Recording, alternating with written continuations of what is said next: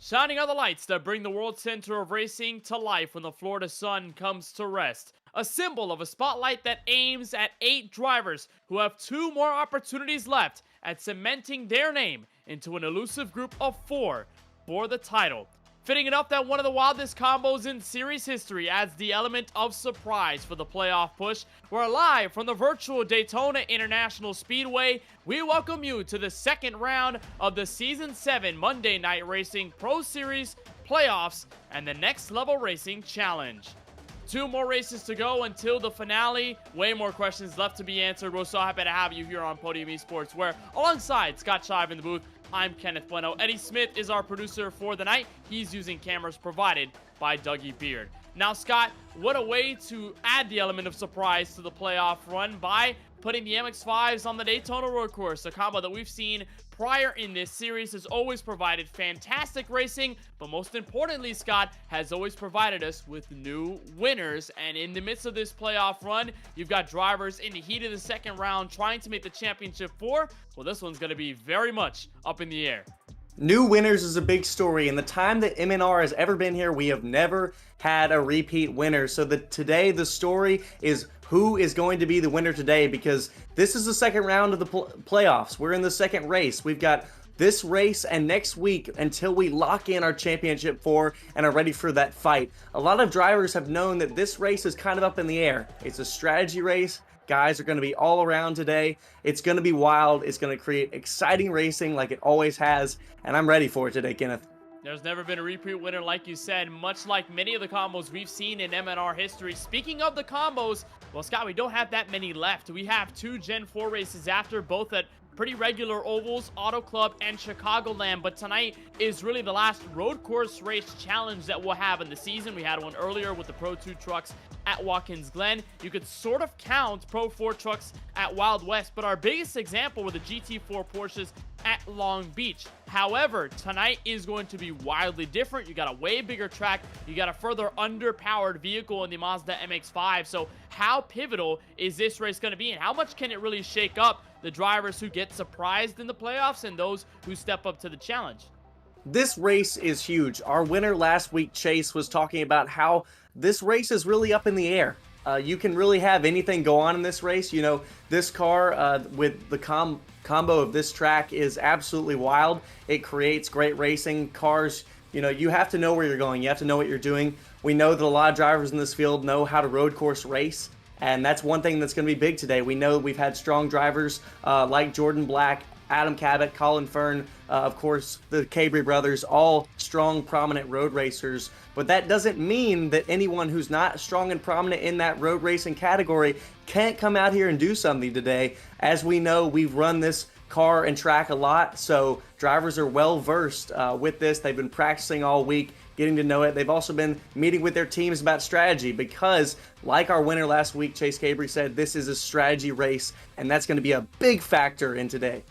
Going to be a big talking point as well, especially when we dive into the race analysis. But before we do that, let's analyze the point standings. And Scott, before we went live, we talked about just how close Group 2 is. Obviously, Chase Cabry standing on top after the big win at Legacy, Kentucky just 1 Monday ago. But you look at the fight for second, tied at 39, knotted up between Colin Fern and Ryan Vargas. And you've got 3 points back to the 4th place driver in that group, Bailey Turner. Now, of course, Group 1 with Cabot, Cole Cabry, Presley Sora, and Josh Late, that's still relatively close. We could have a conversation about that. Group 2 is going to be the big deciding factor here, Scott, on who advances and just how close it's going to be and how the margins are going to be really fine for tonight's race at Daytona. This is the reason these guys make up our round of 8. This is the reason, because they are all so close and such high caliber drivers. That's the reason they're here today. It's going to be very interesting to watch these guys' positions today, as we'll see all of our cars that are in the playoffs are highlighted with a red bumper. So you'll be easily able to see them. But these guys are going to be fighting hard and fighting close. It's going to be great. Those top 2 in each of the 2 groups will be the 4 drivers that move on into our championship 4 after Auto Club next week. But this race, it can't be overlooked, because you have to add up to those points to make it to that championship 4. So no race can be overlooked, and today is going to be a big challenge for these guys out here. but it's not necessarily a new combo for most of the drivers in the playoffs. You look at a lot of those names, and many of them have been either in last season's race here or in previous editions before that. Adam Cabot, of course, one of them. Chase Cabry, who was here last season, finished inside the top 5, short of Corey Heim, who got the checkered flag. The one driver who's going to be sort of flying blind in tonight's race is Chase's brother. Cole Cabry has never run this combo ever. It's his first full-time season in M&R. He's gotten this far into the playoffs. Now he has to deal with an entirely new beast in the World Center of Racing, the road course style with the MX-5. We'll see how he handles it as he tries to stay alive in his respective group. Now, speaking of the combo, Scott, of course, this has been around for just a couple of seasons. We've had it for a while, and there's never been a repeat winner, and it's because mostly of this car, the Mazda MX-5. It's free for drivers on the iRacing service when they first start up, but you've got this Skyactiv G 2-liter inline 4-cylinder engine that makes about 181 horsepower, and in real life, they run here and they provide banger races. This car has done the same in M&R and in the sim. It's a lot of fun to drive. It's underpowered, handles well, pretty loose, and on a track like this, it is so much fun. That's why, Kenneth, it's a staple here at M&R, and we've seen such great races from in the past, not only in real life, but also in iRacing. Huge credit to iRacing for how they develop these cars and tracks to so much emblem real-life racing. So these guys out here today have always loved these cars, loved this combo. That's why it's stuck around for so long, because it just provides such entertainment. These cars, you're right, they're just underpowered. This track is huge, and it creates some interesting moments. You know, we've been watching qualifying through here, through the practice and everything, and one thing that we always know is that these cars can get spread out in between the corners, but when you get to the NASCAR oval corners as 1, 2, those big corners, the cars will draft and catch up to each other and group up in packs. So you can never truly get away from the guy behind you, and it's always a battle of defense and offense at the same time. You know, Scott, we always talk about the next-gen cars having a lot of draft when you get behind one, but this car, on the straightaways at Daytona or in the corners on the big oval, they are insane. You could be a second I've never and a seen half anything back, like and it. you start to go right to the back bumper. It's so much fun to bring all those cars together, and you have to pair it with a beautiful track. And you've got, of course, classical Daytona International Speedway, the road course version. We've got 12 turns here at this speedway, 3.5 miles. Scott, this is the host of the Rolex 24 that we'll see in real life just this weekend. We had the past weekend with the iRacing Rolex 24. What's so magic about this huge oval made into a road course to become an all-time classic venue? This track has been a staple. It's been around in racing for as long as anyone can remember. And, you know, it has just created amazing environment with racing fans of all different types. You know, we have so many different series that race here, and yet they all combine to one thing. They all love racing. They bring together fans, drivers, and that's what Daytona is. Daytona is a place where people come together to enjoy racing, enjoy each other's company, and have a great time. So Daytona has always been known for that, been a staple of that. And not only that, it has always provided great racing, no matter if you're on the NASCAR oval, running the super speedway, or for all the different series that run the 12-turn road course. They've always put on excellent races, and we're going to see another great one here tonight.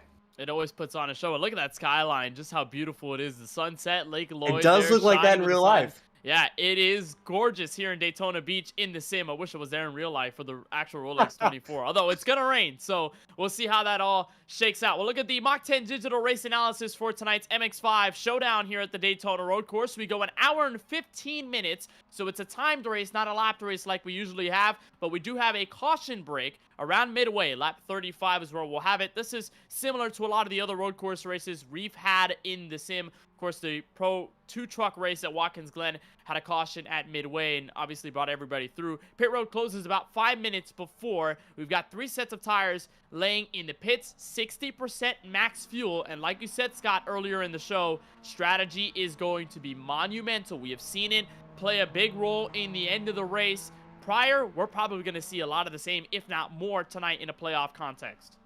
It's a big one. We're going to be looking at that 60% fuel and those 3 tires. These tires are going to get worn very easily. You've got to be careful with them, but you got to figure out, when do I use these? Am I going to split it into thirds in this race, or am I going to try something different, try a long stint, maybe have fresher tires quicker and a different time than anybody else? You've also got to think about your fuel. What's going to run out first, my tires or my fuel? So a lot of these guys already hopefully have this all planned out. If not, I'd be kind of concerned.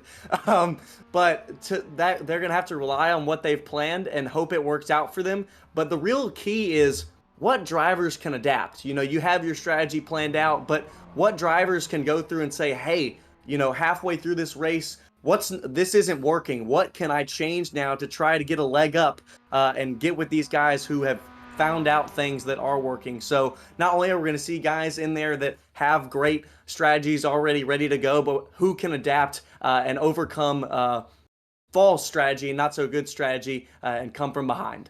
Well, let's get a look at some of the drivers we've got on cam right now. Only 3. We do usually have a driver wall, but we've got 3 very important drivers to show you. 2 of them playoff drivers on the top row. Presley Sora on the left, Ryan Vargas on the right side, and that's Mario Miranda, center on the bottom, the Tulsa, Oklahoma native who returns to race his first try at MX-5s at the Daytona road course. So we'll be keeping an eye on those 3 drivers over the course of the night. We'll give them the extra look as we go on board with them throughout the race, and we'll get their perspectives. 2 of them didn't finish either well or not well in this race last season. Presley Sora and Vargas on 2 different ends of the spectrum, and we'll dive into the details of that in just a little bit. But Scott, before we go green, just a couple of seconds left in qualifying. We're ready to bring you the grid. Your final thoughts before we get underway. You know, I'm just thinking about these drivers and what their mindset is today. You know, we talk about how interesting this track is. We talk about how in the corners you can spread out from each other, but on the big corners and straightaway, how, you know, people will just come up behind you. I'm thinking right now, who of these drivers has this mental toughness to say, I'm going to gain all this ground in the infield, but right when we get to the outfield of the track, I'm going to lose that all? Who has the strength for this hour and 15 minutes to say, you know, I'm going to get ahead and then they're going to come right back? Who has the mental strength to say, it doesn't matter, I know that I can beat these guys? So we're going to see who's got that mental toughness throughout this race. You're absolutely right. And also the last question, how can I position myself as a driver to be there at the end? You can be inside the top 10 and have a shot. It's all about if you can set up the race nicely enough to get yourself in that position. We'll go trackside and get you the starting grid for tonight's Next Level Racing Challenge from the famed Daytona road course with these Mazda MX-5 Miatas. We'll start in the front row where it is the Florida driver, Jordan Black in the 14 with a pole 208.528. He'll lead us to green alongside Joey Padgett in the number 83. Fantastic qualifying effort for Padgett. He's not in the playoffs, but still looking for a win in Season 7. Adam Cabot, first playoff driver of the field, starts tonight in third. He's got Colin Fern, fellow playoff driver, to his outside to close off road number 2. Chase Cabrey brings in the top 5 starting position. Christopher Tate continues his streak of solid qualifying efforts week by week. He will roll off alongside the 39 in position number 6.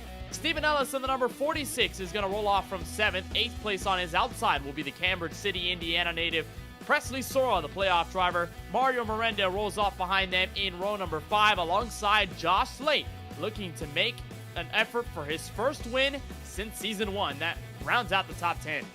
Back in 11th, we'll have the 26 of Ryan Vargas, and in 12th, the 8 of Jordan Buster.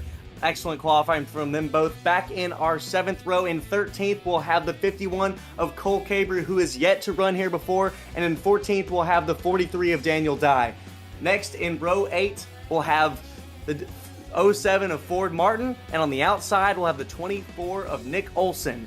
In 17th, we'll have the Celsius car, number 5 of Bailey Turner, who we'll be looking at a lot today, and in 18th, the 3 of Gary Sexton.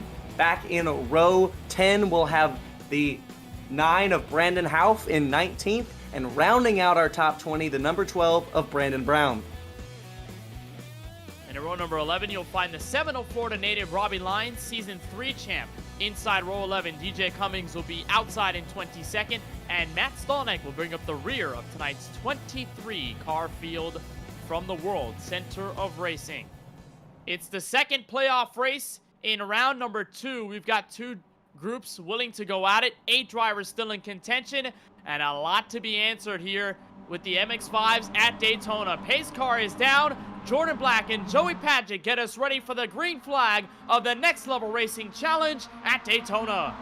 Green is in the air, and they're going to start tightly winding up each other's bumpers as they run into one. One is a very difficult corner here. It's very wide and tightens out at the end, and you've got to slow down. As we see, we've got Christopher Tate is off the track and down. As we can see, one is already difficult for some of these drivers as we've got to fight for the front.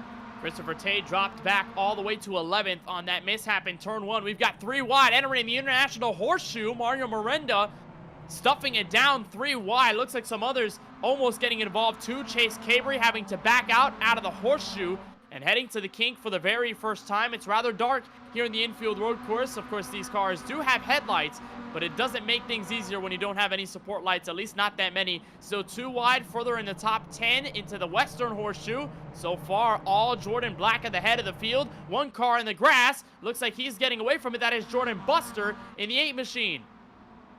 All these drivers are trying to single file out and get some real estate here and get established, but you know, they're all close together as we've got that draft. As we'll head down to the turn 1 of the NASCAR Oval, as we'll see a battle between Stephen Ellis and Mario Miranda right on each other's bumper. And this is pivotal to racing with these MX-5s at Daytona. Oftentimes you'll see drivers do go for passes alongside each other, but when you're single file like that, you've only got 1 car in tandem with you. Best option is usually just to push them, especially when you get down to this very narrow bus stop on the back straightaway. Joey Padgett takes the lead, swaps in front of Jordan Black. They were side by side for third for a moment. Now goes Black wide at the bus stop. He'll go right through the grass, and here comes Colin Fern. 1 car around. Stephen Ellis hard into the wall, bringing Tate with him. Black is way off. He's dropped way down the field. We've got people who, you know, they made a bus stop, but man, Stephen Ellis right into the wall there. He's going to go all the way to the back, and there's probably not going to be a caution because they'll get clear, and so they're going to be all the way in the back.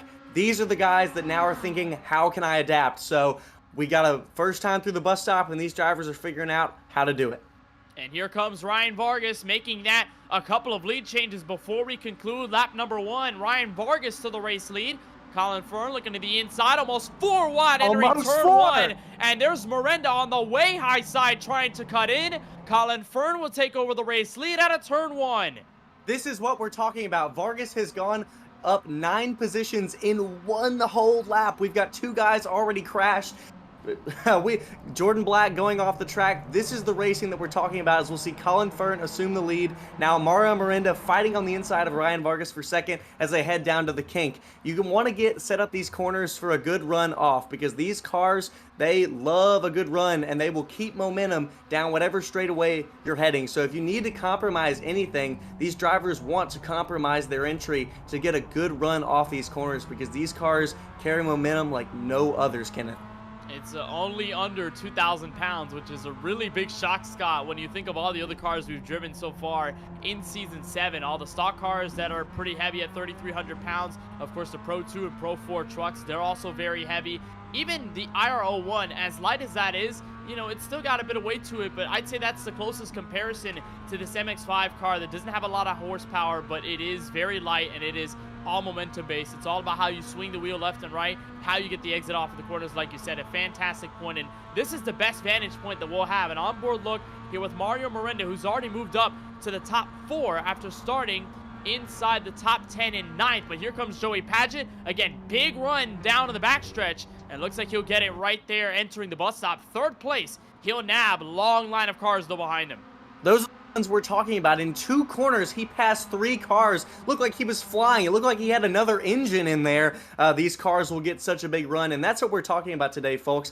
These cars are so light. You know, normally we race cars that are upwards of 3,000, almost 4,000 pounds, and these cars are adequately lighter than that, and that's why they're able to create such big runs. And another reason they're so aerodynamic, just because of the way they're formed and created. That's why we'll see so much bumper-to-bumper racing on this track. So we've got a bit of a battle for the lead here. Vargas looking in, but he'll abort into turn 1, try to set up this corner for the outside, but Colin Fern will retain the lead here into 1 of lap 3.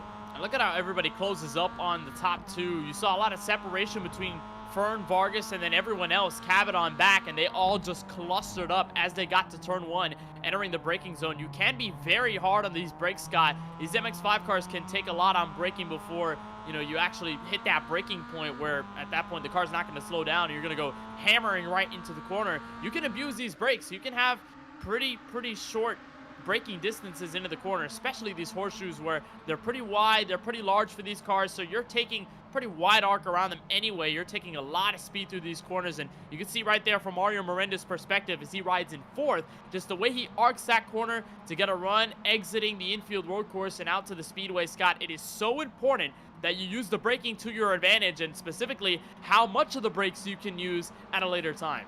These drivers are trying to summon their inner Daniel Ricciardo. They're trying to brake as late as they can to try to get a run into these corners. And one thing we talk about the brakes, you know, you ask, how much do you brake? And what we know about this car is we're talking about momentum. We're talking about corner exit, you know, how if you carry speed off the corner, you can get a massive run down to the next. And that's the big thing. That's where we're seeing a lot of our passes. We're not seeing too many deep dives for passes, but what we'll see is someone try to get a better exit and just pass them right along the straightaway. Normally in all the racing we see, you want to dive in and try to establish yourself on the inside into an entry of a corner, but what we're seeing is people, they're jumping in on those brakes late, but to set themselves up for a good speed off. And one way to carry momentum is to use the brakes as little as you can on exit. So these guys, like we're talking about, Kenneth, they're trying to stomp on these brakes when they can into it, but when they get off, they want to keep away from it as much as they can. As we'll see Adam Cabot now going for the lead. These drivers want to stay off the brakes on exit to carry that momentum. He went inside 3 wide for the move, but he might have the lead not for long entering turn 1 because the 89 goes for a huge send and a dive. He'll almost lose the race car. He will save it in the runoff area. He's still going at it. Beautiful save by Mario Miranda through the chicane. Turns 2 and 3. He holds on to it.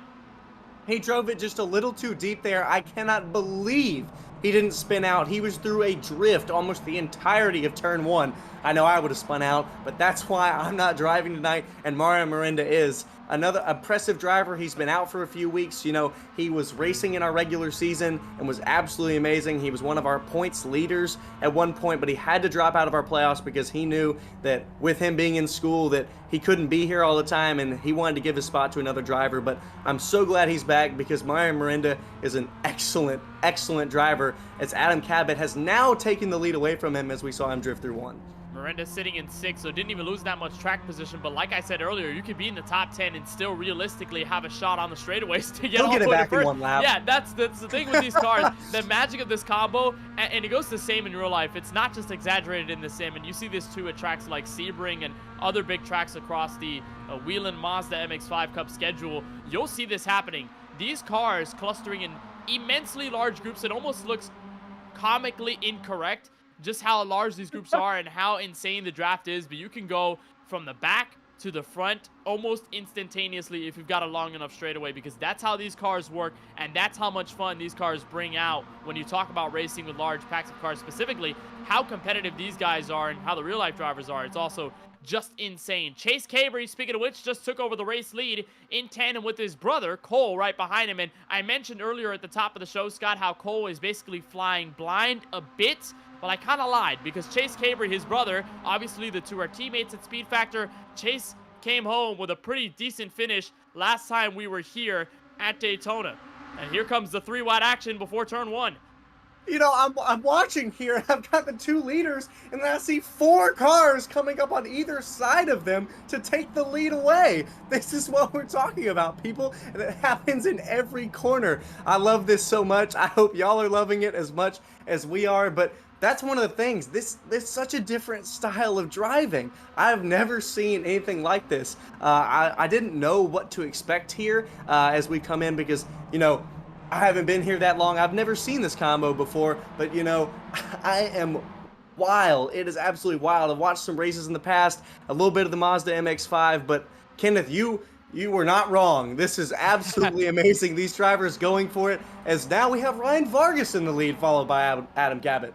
Vargas, Cabot, Miranda, Cabry, and Joey Paget, your top 5. Although, when we say it in the Western Horseshoe, we really mean that it'll be gone in about 5 or so seconds. That's exactly, Scott, why I told you, and Eddie, our producer, Eddie Smith, our great producer, Eddie Smith, last week I said, do your homework, watch these races, and tell me what you think about it after. Tell me how great you think this race is going to be tonight. And it is absolutely awesome. And you'll hear the phrase, casually 3 wide, because that's where we're going to be all night long. We're going to see 3 and 4 wide, and it's not going to be surprising. It is not going to be shocking. It is going to be normal in these cars. Cabot is going to give the push here to Ryan Vargas. Miranda will do the same. They'll try and work together heading off of NASCAR Turn 2 to this back straightaway. And I want to turn to a camera angle that we talked about, Scott, a little earlier on in a specific driver. Bailey Turner in the 5 machine started tonight in 17th. He's only up to 15th on the racetrack, and this is where he sits. Pretty much a trouble spot. Him and Jordan Buster are nose to tail with each other. They have worked well in the draft, Scott, but as soon as you move the draft, it's like a super speedway race. It's going to be almost immensely hard to get back to the main group, and Turner needs a pretty good run tonight. He is last in his respective playoff group, Group 2, where he's only got 36 points, 3 points behind the drivers tied for second place. So if you're Bailey Turner, you need a pretty good run here tonight from Daytona Road Course, and so far, top 15 with only 1 car behind you is not going to cut it. Chase Cabry talked about this last week in his interview. He talked about how in this race there are going to be 2 packs. And he said, no matter what your strategy, no matter what your plan is for this race, you want, whatever it is, you want it to keep you in that lead pack. That is the most important. And we've seen that Bailey Turner and Jordan Buster have both lost that. Mostly important for Bailey Turner for his playoffs. So the good news for Turner is that we're going to have that competition caution around lap 30. That's the good news for him.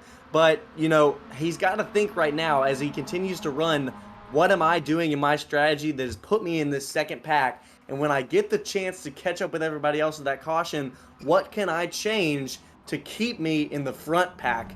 Because you get out of that front pack and there's no way you can win, because that front pack is going to be the top 10 cars. And if you're in that front pack, you can win in the last lap no matter where you are in that front 10. But if you're not in that front 10 at all, then you have no chance. So Turner really needs to evaluate his strategy and think, how can I adapt to where I can be in that front pack in the second half of this race? Yeah, for sure. The McKinleyville, California native finished 19th. That's a pretty mere close finish to where he's running right now in 15th. Of course, there were a lot more drivers in last season's edition of this race, but Turner still found himself in a struggle. Didn't really know where to go. Obviously, the luck didn't pan out in his favor either. So for Turner, he desperately really wants to best that 19th place finish. And you add in the context of where he is in the playoffs, how much desperation is going to matter as we get into Auto Club next Monday night. It really is going to play a big factor into how Turner attacks the rest of the race.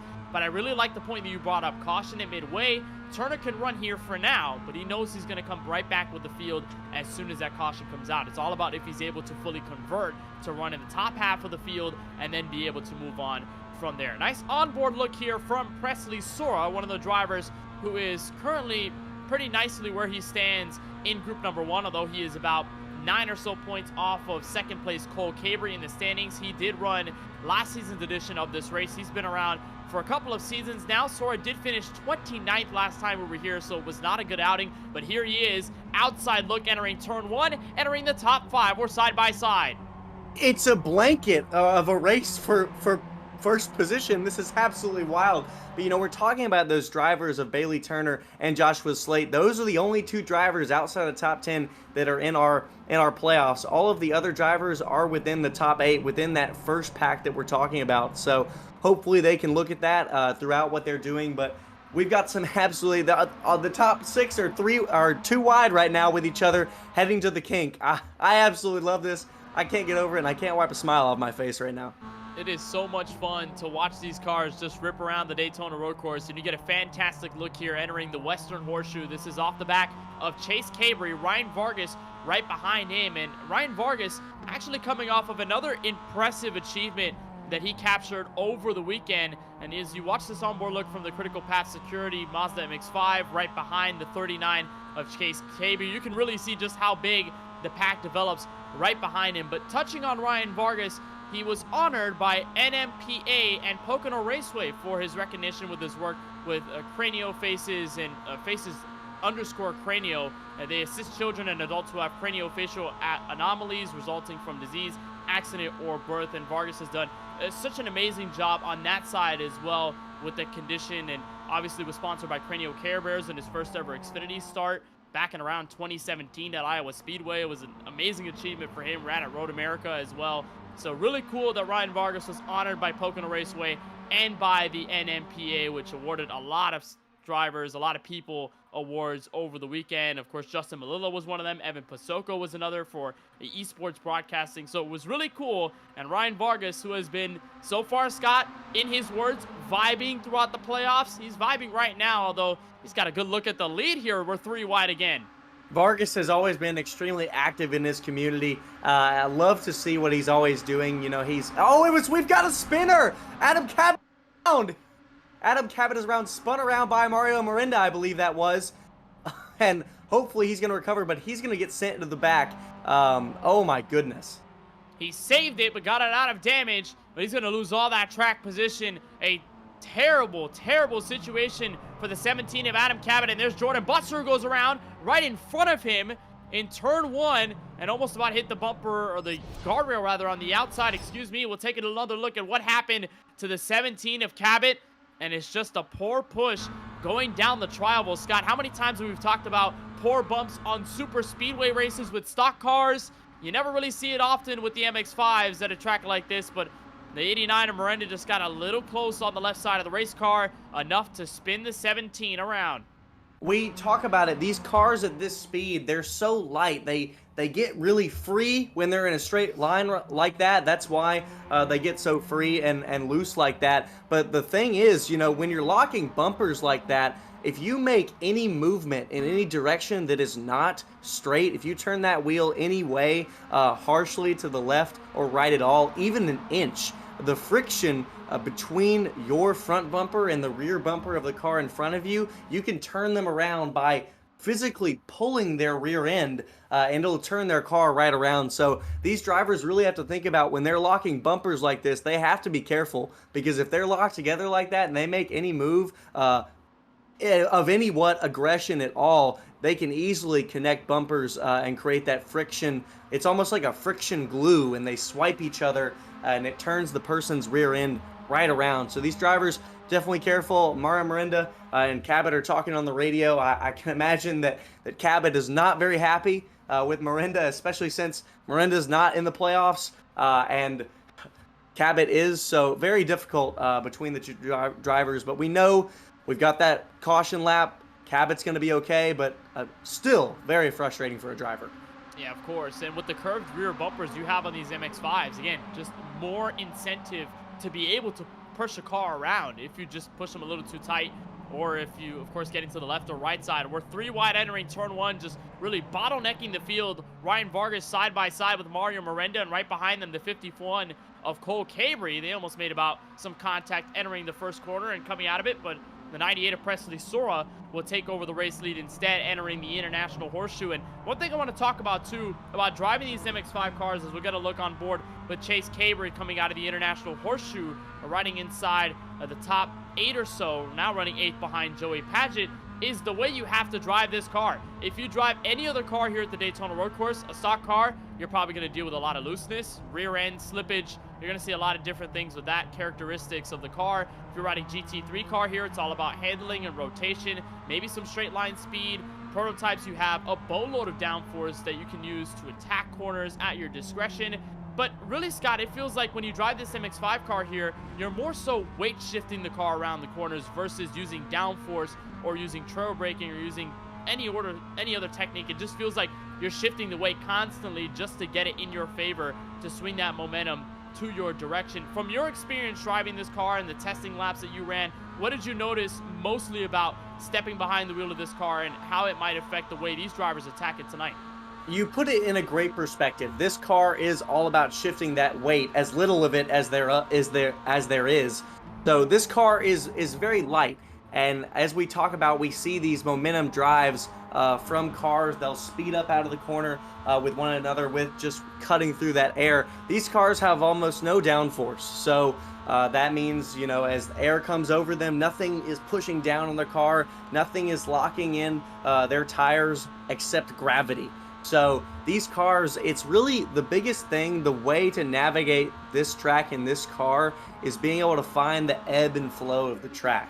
Because the more you can flow with this track, the more you'll be able to shift that weight around and be able to find the best line. And once you can keep that line as consistent as possible, you'll be faster than other guys. So this track is really about running the best line for this car. So just because, you know, you're not really going to get loose on an entry, you're not really going to get as tight on an entry, those aren't the big factors that we're thinking about. We're just thinking about how is this car set up for the entry, for the middle, and for the exit, and how can you make it as smooth as possible to keep momentum up.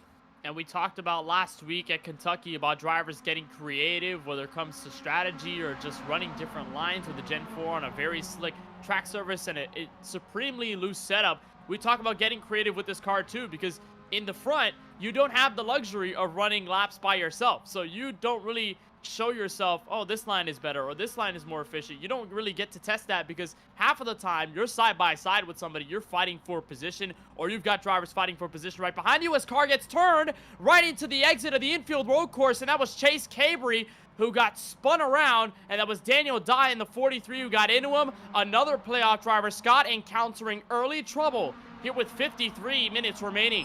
He's kept himself just on the last bit of 13th. He's hanging on to that lead pack. We don't know. Just guys getting side by side. Big bumps from one side. I'm not sure who quite turned him around, but he was able to get back going. He now sits in 13th. He has lost a little bit of that lead pack. He's hoping to get some traction there as we'll see him kind of catching up back. But again, unfortunate, these drivers, they've got to be careful here. These cars, like you said, are almost always side by side, and they have to be aware of who they're around, or else they might accidentally get into somebody, especially a playoff driver. And that's another frustrating thing as a playoff driver. You know, there are 8 of you, but you're racing against 23 other, or 17 other guys or so. So you're not just racing against these other 7 guys that you're racing against in the playoffs. You're racing against an entire field, and those guys that aren't in the playoffs, they don't really care. They care about their finishes. They want to win. They don't really care that you're in the playoffs. They're racing their own race. So not only do you have to think about those guys around you, you have to think about the guys that aren't in the playoffs, and they're just looking for the win. So very difficult there for Chase as he got spun going on to the first corner of the NASCAR Oval, but he has gathered it back up. He's already made a position back in 12th, 3/10 off the lead. So luckily, he will be able to recover this early in the race. I'm going to correct myself. I believed it was Daniel Dye, but the 43 is a lap down, actually 3 laps down in 22nd. It's the same paint scheme, but it's the 24 of Nick Olson who got into the number 39 of Chase Cabry exiting the infield road course. So trying to make a move on the inside. The 39 tried to block it off. Unfortunately, it was too late, made the contact, and sideways he went. Didn't pick up that much damage, but like we talked about with Adam Cabot, the track position is really where it's going to hurt you the most as we're side by side for second. That's Ryan Vargas on the inside, got loose, exiting the infield road course, and at the chirp over the radio immediately, now we're 3 wide, 51 of Cole Cabry, striking through the middle. They'll bring in Miranda and Jordan Black, pole sitter, to the fight. Colin Fern has the biggest lead we've seen all night. He has a 1-second lead over Vargas. Now, with the draft pack they've got behind him, Vargas has 3 guys behind him. They will catch up, but the real question is, while we are away, focus on Chase. What was Colin Fern using to gain that monstrous of a lead on the rest of this pack, and what can he do to keep that up? Because if he can get that up near to the end, well then, wow, we'll have the widest margin of finish we've ever seen. But I'm wondering what he was doing and what he's been using to get that far of a lead, as he's still a second over Vargas. Well, if it's really what he was doing, I believe it's more of what was happening behind him, because Vargas and Soro were going side by side at the exit of the International Horseshoe, and they carried that all the way through the Western Horseshoe, and then the exit of the infield road course where they were still side by side. for second. So Fern was just running his own race. He broke the draft as Vargas and Sora remained door to door. The 86 just let nature run its course, but now they're going to start to cluster back up together. Vargas manning second place. Miranda and Cole Cabry that is, trying to go side by side into turn one. And Presley Sora, who had the lead just a couple of laps ago, will stay inside the top 5. It's Jordan Black, Joey Padgett, Chase Cabry, Ford Martin, and Matt Stolnick, who started this race from dead last in 23rd, now racking up the rest of the top 10 as there's a look on board with the number 96 of Colin Fern, one of the heavy-hitting playoff drivers looking to get back to another Championship 4 performance, this time at Chicagoland with the Gen 4 cars in a couple of weeks, and Fern does have that 0.6 of a second advantage over the 26. Well, I guess that's why there are two of us. You can see things I can't sometimes. So Colin Fern is going to hope that whoever is behind him will keep battling like that. But, you know, we've seen drivers use those brakes like you were talking about earlier, Kenneth, about how they can abuse the brakes in this car. And, you know, I saw Vargas just a moment ago through turn 1 absolutely stomp on them and majorly shrunk that lead of Colin Fern in there. So these drivers need to continue to think, hey, how can I catch up to this guy in front of me when I'm not in a pack? What do I need to do to gain this next position? And it's all about making sure that going side by side isn't your Achilles heel when you're trying to get up to the race leader Colin Fern, who's now up by 0.8 of a second. It's going to close in as this pack of 3 starts to build up on the backstretch and heading over to the bus stop. And one thing we'll encounter here soon enough, at least the 96 will, is lap traffic. Remember that caution that would have come out if it was an oval race, but it was a crash in that very same part of the track between the number 30 of Christopher Tate and then the other driver involved. I believe it might have been, I'm just going to try and recoup here, exactly see who might have been. Stephen Ellis in the 46 coming to mind immediately. But it looks like the 96 is coming up on car number 30 as there's Matt Stolnick torn up in the same part of the track that we saw the incident in on lap number 1. And he was doing so good. That car has almost come to a rest. I don't know if he can move there, and he's going to tow to the pit lane. Not sure what happened here. He's exiting. Oh, he just snaps. Looks like he snaps loose somehow. He must have caught the grass exiting the bus stop there. Tried to correct and might have overcorrected. Sent him straight into the walls. We'll see him cutting back on the bus stop, turning left here. Gets a little loose, throwing momentum into the corner. I'm not quite sure what happened. It looks like he just turns right. Not quite sure there what happened from the inside of the car. Oh no, Scott. It looks like he got hit from behind by the 10 of DJ Cummings, surprisingly enough.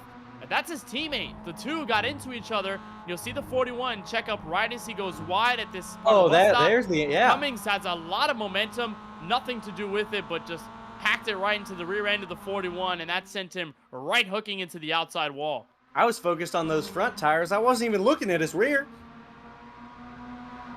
Also, hard hit there for Matt Stolnick, and even worse so, Scott, we don't have any fast repairs in this series, so for the 41, looks like his night might be over as he tows it onto pit road a lap down, and the engine is cooked. Sadly, it is definitely over. That is the hardest hit you can take at this road course, slamming into the outside wall. So, man, extremely frustrating for Stolnick. We were just talking about him, how he had made his way up through the field. And even more frustrating, he's wrecked by his teammate. So, very frustrating. It looks like he just sent it a little too far into turn, the bus stop, turns 10 and 11, 9 and 10. So, just extremely frustrating as a driver, and sadly, no fast repairs for him. Yeah, really tough break for Matt Stolnick, and again, it shows you, Scott, that no matter what car you run on this Daytona road course, that bus stop will kill you no matter what. If you play it wrong, if you drive a little too wide, if you exit a little too hard, if you enter a little too deep on the brakes, the car's going to punish you. The track is going to punish you. Doesn't matter what you drive. I've seen so many drivers make that same mistake, myself included, with GT3 cars on this very same track, as we got drivers, everyone on pit road here at lap 13. We were a couple of minutes until the pit road closes. We're getting closer to our halfway break at minute 35 of this race, and here comes everybody in for service. This is the strategy we were talking about. It looks like just about everyone out here has the same idea. The first 14 drivers in a row came to pit road, and we've got a few in the back. We've had a few to stay out, things of that nature. But Jordan excuse me, Joshua Slate, Nick Olson, Jordan Buster, some of those guys stayed out, but just about everyone in our front pack, the top 14s, came into the pits. So going to be interesting there as we had the one to go to pit close. So these drivers are playing their strategy, and it looks like a lot of them are on the same page. And here comes Ryan Vargas out first in a battle with Cole Cabry. That'll be for what would be the net race lead. And of course, this is really the only opportunity for these guys to come in right before the caution break at 35 minutes. So the 26 of Ryan Vargas will have the net race lead in 5th. For now, our actual lead goes to the 24 of Nick Olson.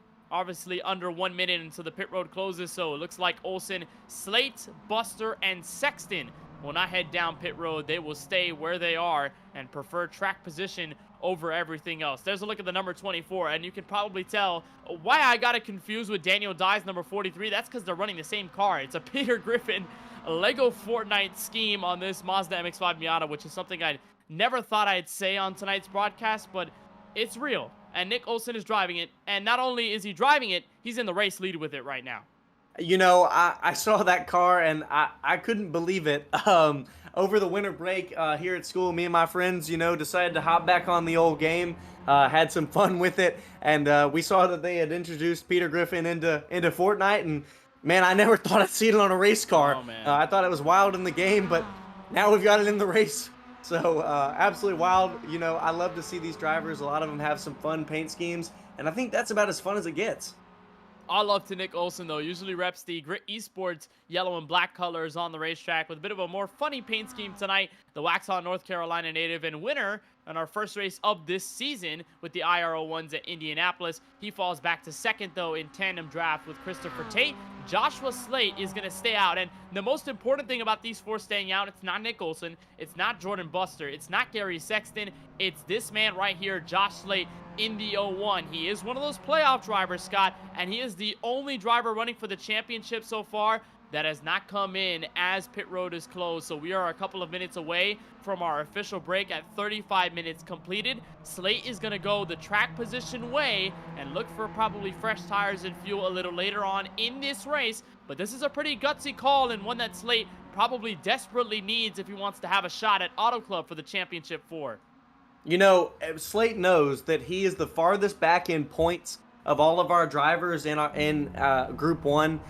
So he's just trying to do something different here. He's probably planned this out before the race and thinking, how's this going to go? You know, he probably knows that it is very unlikely, besides our competition caution, that we'll have any other cautions. So right now he's thinking about, how can this strategy keep me ahead? And he's obviously got something in his head that hopes to keep him there. So, you know, he's playing something smart that, you know, he's taking a risk, but you have to if you're the only driver all the way in the back from position. So Joshua Slate out here trying to do something different. We're going to see if it pays off for him. We'll see, but the 01 is all by himself. That's really the crutch for Slate at this moment in time. However, he is anticipating this halfway break caution in just a couple of minutes. We should be under 3 or so minutes before we wave that yellow from Barney the Flagman. So we'll see that in just a little bit. Cole Cabry, Ryan Vargas, Presley Sora, all tripled up here, 5th, 6th, and 7th. They've also got Joey Padgett as the 4th car to make it a full quartet. They've got a pretty good distance before you get back to 9th place, Jordan Black. So far, it looks like, I believe, Scott, they kind of know that break is coming. They really don't want to fight for position because the fight is going to come a little bit later. Right now, it's all about just running the laps after pit road, heating up the tires. We're now 2 or so minutes away. A bit of a warning for the drivers in the race chat by control of Paul Sutton, who's got the message in the iRacing lobby. So these guys are just going to wane this one out until it finally cracks down to 0 and we do get that yellow flag on display. But a nice 4-car pack, and we might just see these 4 battle once again to the green flag on the restart.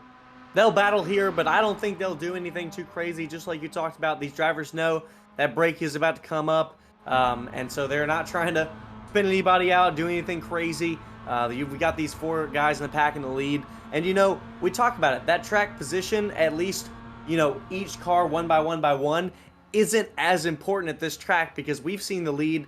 You know, I don't know if we've seen a driver lead 2 consecutive laps. So I'm not even sure if we've seen that. So these drivers know that 4th might be as well as 1st, except for the final lap. So they obviously know we're not to the final lap yet. So they know that where they're sitting is pretty good, and they don't want to compromise that position.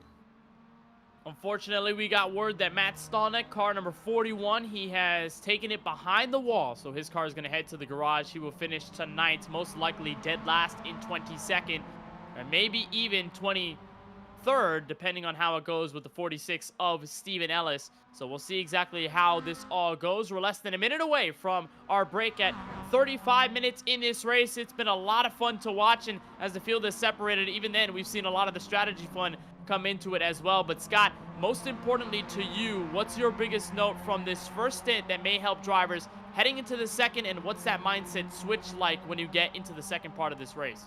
You know, I'm continuing to think, keep calm. This race is absolutely like what we talked about earlier, offense and defense at the same time. And you have to keep your head clear as a driver, because if you start thinking about it too much, as we'll see the caution come out for our caution break here, you know, as a driver, I'm really thinking, how can I stay calm? Because the minute that you start getting in your head, thinking too much, you know, you're going to make mistakes. And the more mistakes you make, the farther back you're going to go in this field. So as a driver, I know that I need to keep my head clear, have faith in my strategy, in my teammates, trust the people around me. These drivers have been racing together for multiple seasons on end. I got to have faith in myself, the people around me, and know that I can put it all out there and hang it on the line. We'll see if the drivers have faith in each other, because with the racing we've seen tonight, going to the line, we know that nothing is guaranteed, especially with this car at this combo. Josh Slate leads him past lap 17 and to our minute 35 caution break here in tonight's Next Level Racing Challenge. We'll be back with more on Podium Esports with all of the strategy and everything else as we roll to the checkered flag here at the World Center of Racing. Don't go anywhere. We've got more in just a moment. Mach 10. Let's give Mach 10.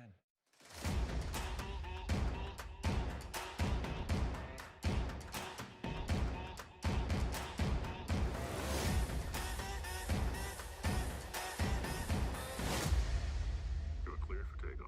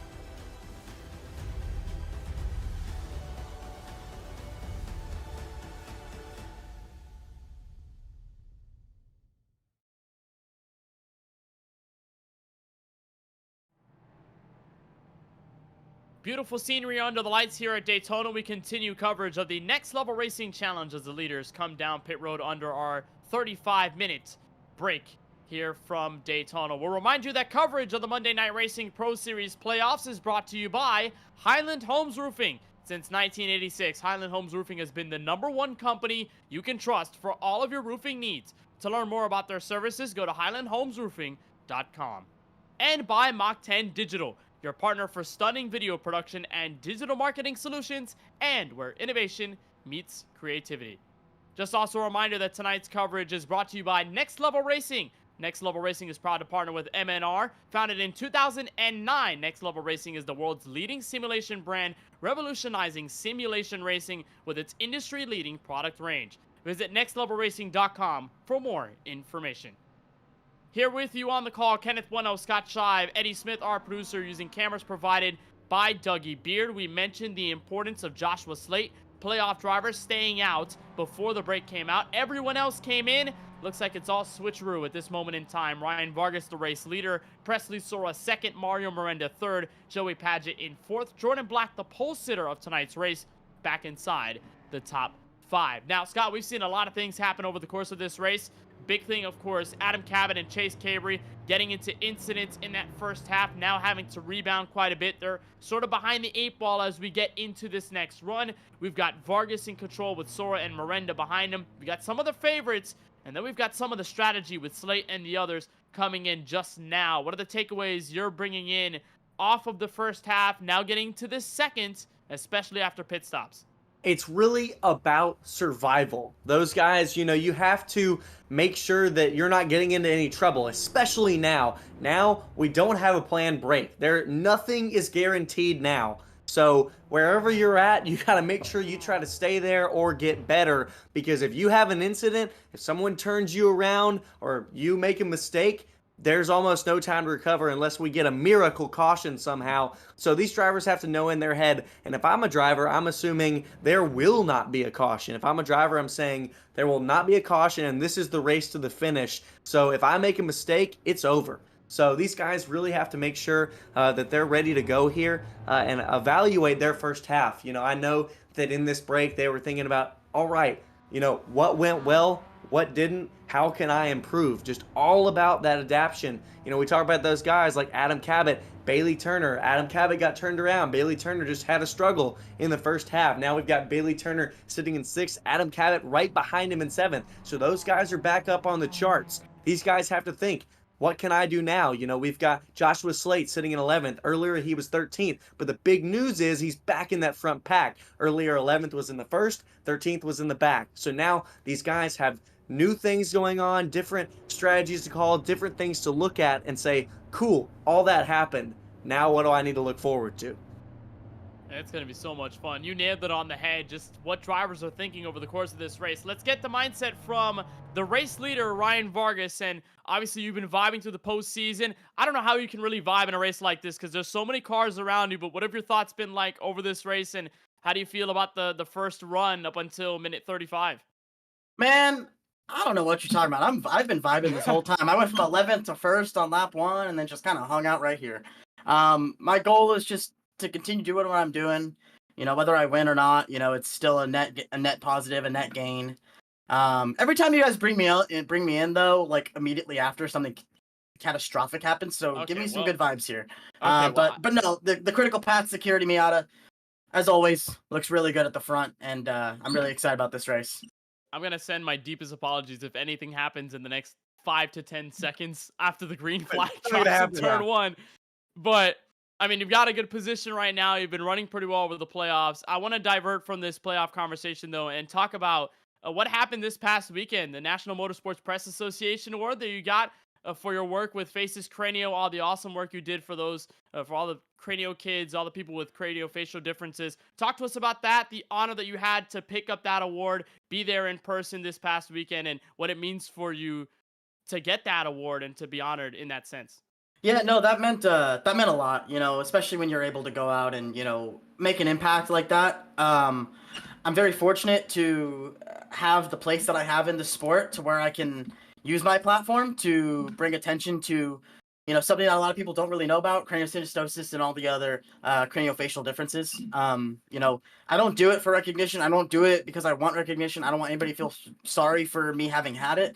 I'm healthy. I'm able to, live my life, pursue this dream, and run sim races with you guys. But there's a lot of kids out there who don't have that luxury. And so when I work with them, it's really about trying to raise awareness, trying to uplift, and also and just also be a resource for people who may not understand or may not know what's to come. I think I can say on behalf of so many people, including myself, it's such an amazing initiative, and it was so awesome to see you post it up with the drip, got that award Yeah. in the middle, and it was so cool to see all the work that you've done on that side, even off the track. And we'll see what we can do on track this time by. Any Yep. just quick thoughts before we get the green flag on this restart and rip it for 30 minutes? Man, I'm just gonna give some shout outs here. I know my family's watching, so hello. I know my mom's gonna yell at me for my light not being on. Sorry, I'm wired in. I need to be able to see. Shout out to Critical Path Security, Patrick, Virginia, all those folks. They're amazing folks over there. Lyrgus Security, they just jumped back on board on the sim. So just a lot of really cool things happening, a lot of cool stuff to come. And I'm just really excited about what's in the works.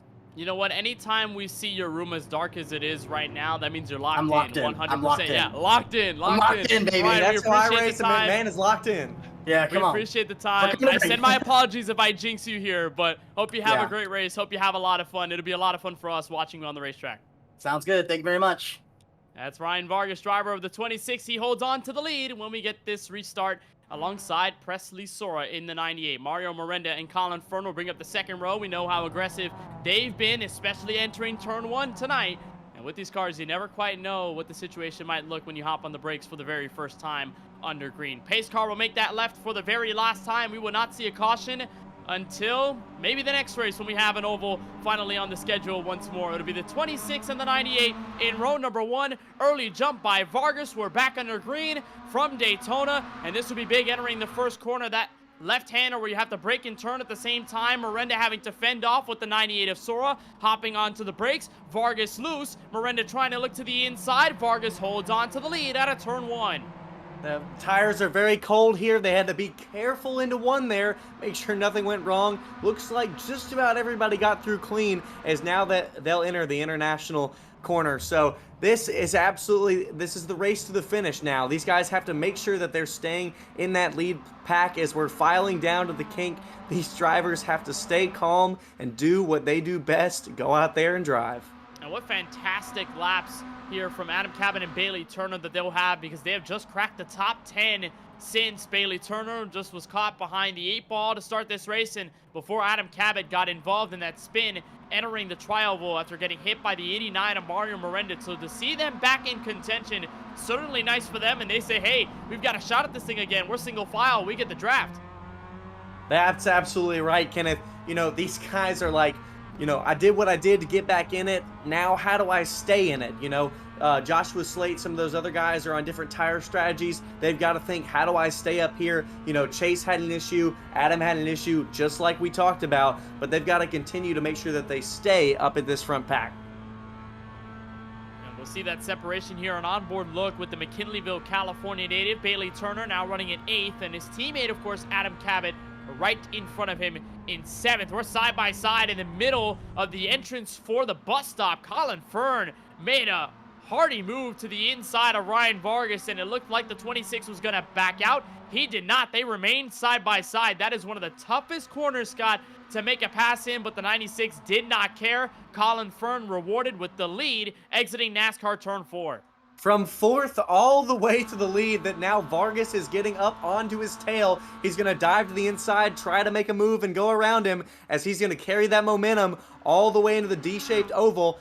Down to the start-finish line, he'll assume the lead. Now Mario Miranda on the outside of Fern will take 2nd as they'll dive down into turn 1 here. Mario Miranda on the bumper as he's going to go the outside. Looks like he might shoot a little wide, try to cut back in, get some momentum off this corner, but Vargas will hold the lead from the start-finish line. You could have heard that reverberation of the door slamming shut in the face of the 98 Presley Sora, who had Mario Miranda just swoop wide in front of him. And that arc for turn 1, the 98 is going to take 3rd away for the moment over Colin Fern, who runs wide off the International Horseshoe. And then think of everybody behind this group. You've got Jordan Black in the 14 car. He stepped into the top 5. Joey Padgett, then of course Cabot and Turner, like we mentioned. And here's a look from Sora, who's got a fantastic look at this side-by-side front for the race lead. Miranda on the inside for the West Horseshoe.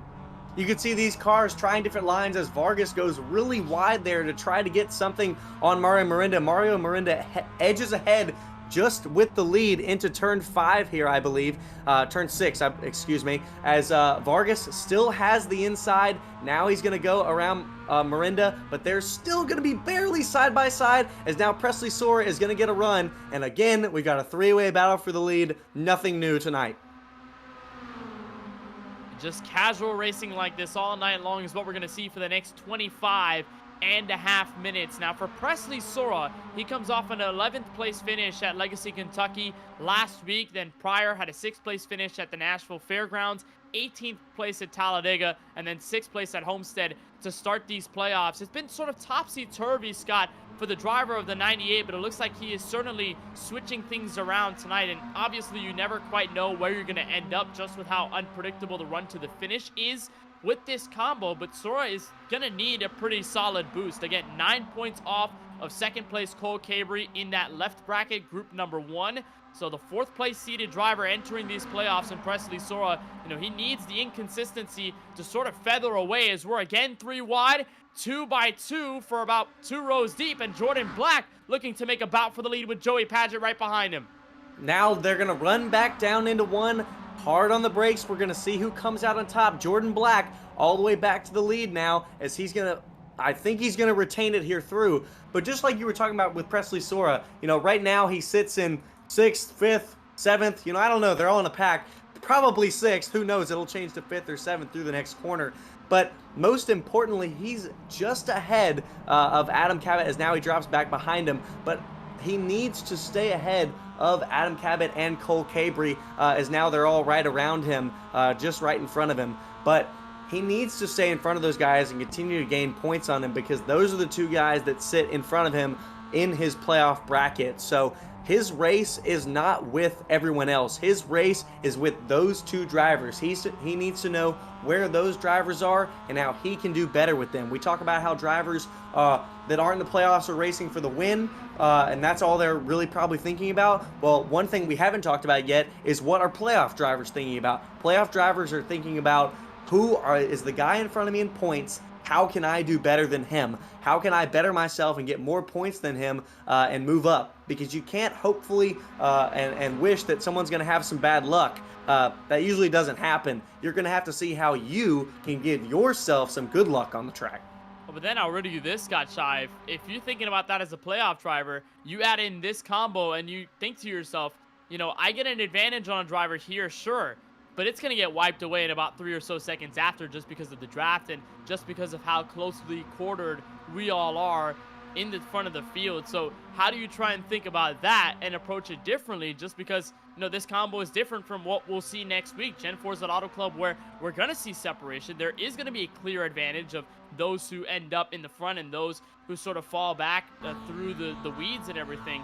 But in this combo, how do you really approach it differently and sort of negate your idea in your mind of, I had the advantage, it's not going to get taken away so quickly? You make a great point. This is different. This is really its own separate race. But the only thing different in it that has connection to the rest of our playoff and everything else is that it is a part of that playoffs. These guys are gaining points to try to make, as we've got some trouble up front. Contact takes it turn 1. Vargas got right into the back of Colin Fern. I'm sorry to interject there for a moment, but that almost sent Fern to the left and into the guardrails. Really close moment out of turn 1. All good. He holds it together. He's going to fall back to 4th here, but I have no trouble that Colin Fern is going to be back up right near the front.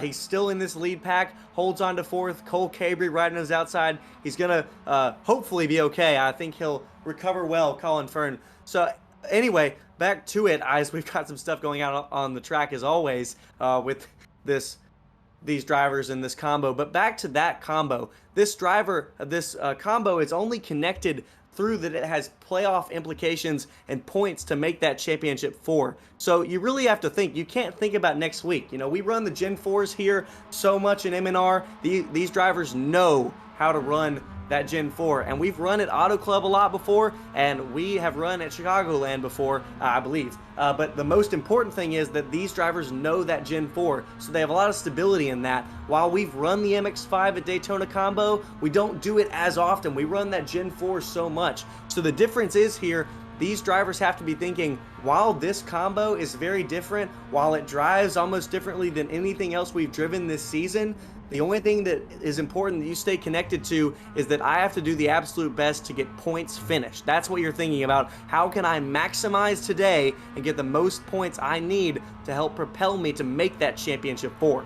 That's a great point, and a lot of that will come down to making friends on the racetrack, but it may be hard to do so when you're constantly surrounded by your playoff competition, the guys you want to beat, right? We're 4 cars on the inside lane in a line, then 2 cars on the top. That was Cole Cabry and Ryan Vargas at the top side of the racetrack. Chase Cabry sliding back into the top 10. Remember his incident a little earlier on in the first half of the race. Then Adam Cabot, we had Mario Miranda down low, Colin Fern, and they are slowly approaching. Joey Padgett entering turn 1. Jordan Black back in the race lead. Miranda with another huge dive into the first corner and almost got tapped by Fern. We're 3 wide. 3 wide, a thing we've seen all day long. Now they're 2 wide, 3 rows back, entering the international bus stop here as we'll go around the corner. Still 2 wide in our second 2 rows. This is the type of racing we're seeing. You know, we've got Colin Fern back up in this lead. You know, we saw Jordan Black is a bit of ahead right now, almost 1 second lead on Miranda, and that was because the issue we had with Colin Fern. Drivers had to slow up, but you know, we've got a 4 group pack here behind Jordan Black, almost a 5 group now with Chase Cabry there. They will catch up to Jordan Black, and Jordan Black will have guys right behind him probably by the end of this lap. He's got a decent gap to 9/10 of a second, one of the largest that we've seen tonight.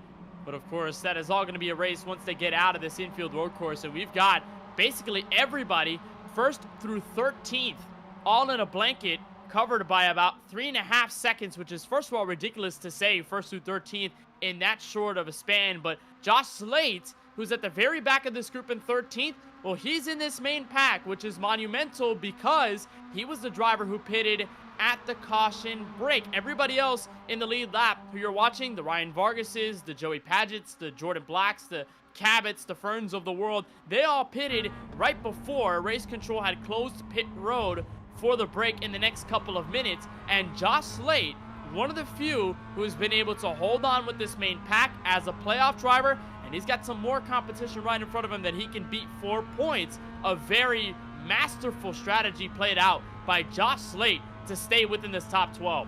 That's exactly what I was about to mention.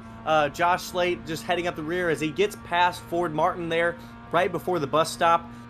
You know, this is important. We talk about, you know, these playoff implications, and right now Joshua Slate is thinking, how can I maximize today? How can I adapt? As we've got a big wreck. I don't see who's around. We've got many drivers around. Almost half of our front field was around, crashed out right there, as now we've got Joey Padgett in the lead. I'm not sure who went around. And who was involved in that as well, I believe the 39 of Chase Cabry. He did get hit, went around for a spin, I believe avoided significant damage, was able to save it, but car 96, Colin Fern, is torn up 4 wide, and the trial will make that almost 5, and he lost control of the car into Nick Olson and hard into the safer barrier. Wow. Did not expect to see something like that today. Wow, we're going to get another replay. I've got to see that happen again.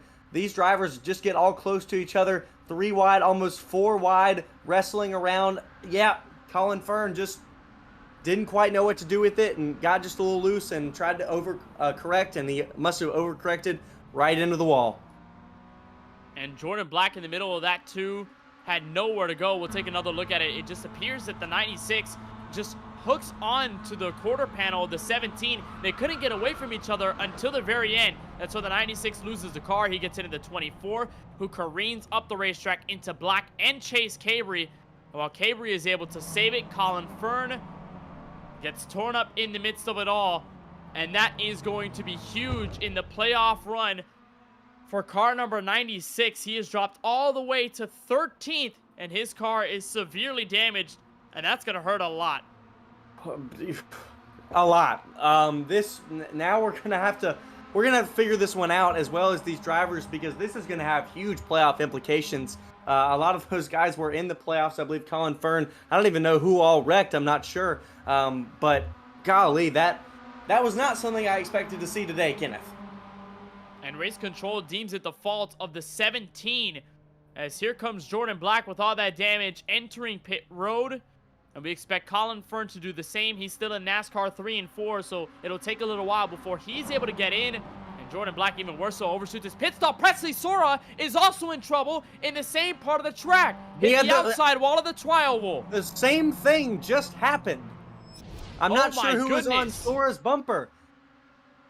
It was Bailey Turner. They were 4 wide, and Turner gets right into the back bumper of Sora and right hooks him into the wall. I saw it happen, but I couldn't even get the words out because I was absolutely bewildered that it just happened again. Golly, the friction of those bumpers, just like we were talking about earlier, those drivers get together, they lock bumpers. You know, we saw that right there, Bailey Turner was right all the way on the right of his car, and the minute he made a move, Presley Sora was right around. And remember the incident between Miranda and Cabot where, you know, the bumpers didn't align while he was giving the push, and then it turned the 17 around. Thankfully, it was to the left and into the tri-oval grass where he had enough time to get away from all the walls and pretty much save the race car and come to a complete stop without any issues. This time, it's Turner and Sora at the top end of the racetrack in the 18 degrees of tri-oval banking, except it's hooked to the right, and into the wall goes Presley Sora. We'll question whether he's going to come down pit road. He does have pretty heavy sustained damage on his right front, so another playoff driver put in peril here with 14 minutes left. I can't even fathom what all just happened. Absolutely wild. But you know, right now I'm thinking about these guys that are left.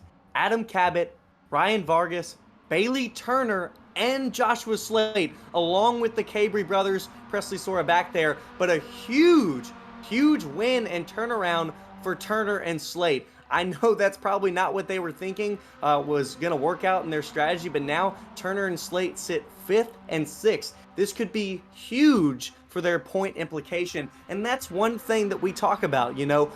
I'm completely surprised that all of that happened, but that's what racing is. That's what happens, and it's a big win for Bailey Turner and a big lose for Colin Fern and some of these other guys. I'd say it's an even bigger win for the 0-1 of Joshua Slade because now he's rolling around in P6. It looks like Presley Sora did hit pit road, so car number 98 is going to get all the damage fixed. We're side by side for second. Miranda and Turner getting at it. Highest we've seen Bailey Turner all night long after starting this race pretty far back in this field in 17th. But to touch on Joshua Slade, he has the least amount of points picked up over the first race of the second round. When we had that race at Legacy, Kentucky with the Gen 4s, he only picked up 26 points. Everybody else picked up 30 points or more. He is the furthest behind anyone in Group A, so Slate desperately needs a phenomenal run tonight, and with this strategy call to put him inside the top 10, maybe even a top 5 run at the end of this thing, Slate has a possibility of not only winning, but just putting himself in the right position when we get to that Auto Club race next Monday. Slate is looking for his first win since the first season of M&R. How poetic would it be for Slate to get back to victory lane in the very last season of this very season, series rather. He's got the longest drought of any M&R driver in history for a win, 6 seasons total. So it'll be unbelievable if Joshua Slade is able to get to victory lane tonight. He's in that front pack, so there is a way to get to that road. So he's going to continue to do what he can. Try not to lose this pack as he's back just 4/10 off of Ryan Vargas. He needs to make sure right now that he catches up to them, doesn't lose that lead draft, because as long as he's in that lead draft, he can win. As long as you stay there, no matter where you are, you can finish first. So Slate's going to try to stay there, but what an absolutely Cinderella story it would be if he could come back here and win today. And I know he's thinking about that right now. He's thinking, how can I get to number 1? How can I get to that first position and win this race? And if you want to make a callback too, Scott, remember what I said earlier in the show? The question of how can I prepare myself for this moment? How can I position myself in the right place? Well, now we're under 12 minutes left in this Next Level Racing Challenge, so that has to be on the thought of basically everyone in this top 7, which have practically broken away from everybody else. Huge gap between 7th place Ford Martin and 8th place Cole Cabry, and you're staring down at the top 2, Joey Padgett and Bailey Turner, 2 that have never seen a checkered flag given to them in M&R history. Turner dives on the inside almost for the International Horseshoe, tried to fake out Joey Padgett, couldn't do it. Now here's the 89, Look for the inside in second. He's going to be right on the bumper of Bailey Turner. Again, got to make sure they don't connect or bad things can happen, as now they're going to head down to the kink. Mario Miranda's still on Tate's bumper. We're going to see if he's going to make a pass here. He's going to back out a little early, turn out wide, try to get an exit off this corner and get a little speed on Turner to get that second position. Joey Padgett cruising out in first, right in front of Bailey Turner, trying to keep a little bit of a gap there, but as we've seen tonight, that's a very difficult task, as these guys are all right close together. Yeah, you're definitely right about that, and it's going to get really contentious by the end of this as Padgett runs out wide, and Turner will have the opportunity to pick up all the draft and get the 89 car with him. And I want to ask about this too, Scott, because we mentioned, obviously, time after time, this combo providing classic finishes just because everybody can get packed up so closely and so quickly together, but you're running out of cars that have the opportunity to get in the pack. You see a lot of drivers 1st through 7th. It's not that many. Everybody else 8th on back, they've sort of flailed away, and they're all separated in their own right. So you have overall less leverage to work with. How do you plan that out if you want to move to the front if you're guys like Slate, Martin, even a bit of Ryan Vargas?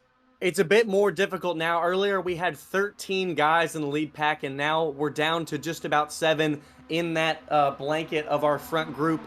And, you know, now you're thinking, how can I stay? It's just really, how can I stay up here? You know, honestly, at this point, how can I use this draft? That's the big point here, because that's how you're going to make up the most ground.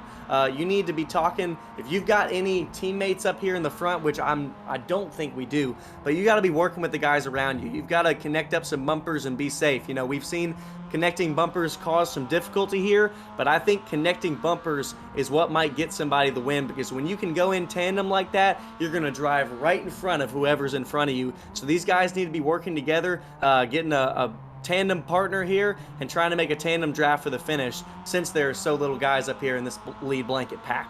Closely related, Scott, to what other type of race? A super speedway. A super speedway, yeah. Super speedway. You work with drivers, you build the respect in the draft, and then by last lap you ditch them and you try to go for the win. It looks exactly like when we had the COT back in NASCAR, in that COT era.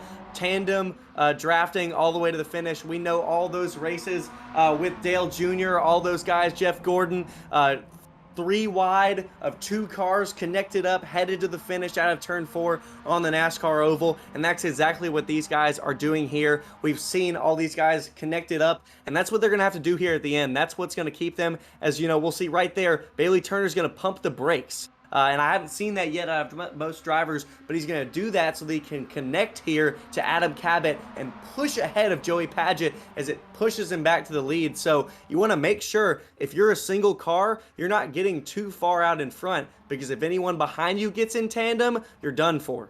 And in the philosophy of super speedway racing, what often do we see most? Teammates working together and having the upper hand over drivers who work independently. This time, Bailey Turner and Adam Cabot, who are teammates who have worked so closely together in this series and in many others. Great friends off the sim as well. Turner and Cabot have that advantage over these guys. They can work together, and by the last lap, sure, they're going to run for the win independently, but together, they run stronger with the numbers that they have over everyone else, and it proves right here. Turner to the race lead, biggest mover tonight after starting 17th. Car 5 will have control with 7.5 minutes left.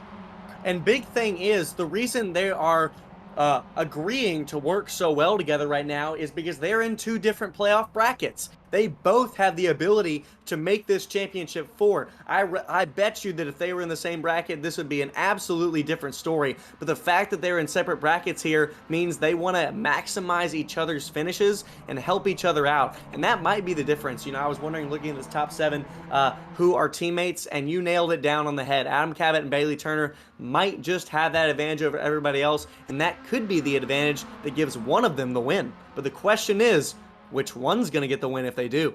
And if you think about it as well, the only other teammate duo we're seeing is in 8th and 9th, sort of an auxiliary group, Cole and Chase Cabry, who are sort of catching up to the main pack as they all accordion together and go side by side, but they're the only teammates you have to really fear for if you're Turner and Adam Cabot. And I love the question you bring up there, Scott, about which one's going to come first, as Turner runs way wide coming off of the infield road course. That's surely going to help the 17 get right back to the back bumper here coming into a NASCAR, what's going to be turn 1 and 2 on the NASCAR oval side here at Daytona.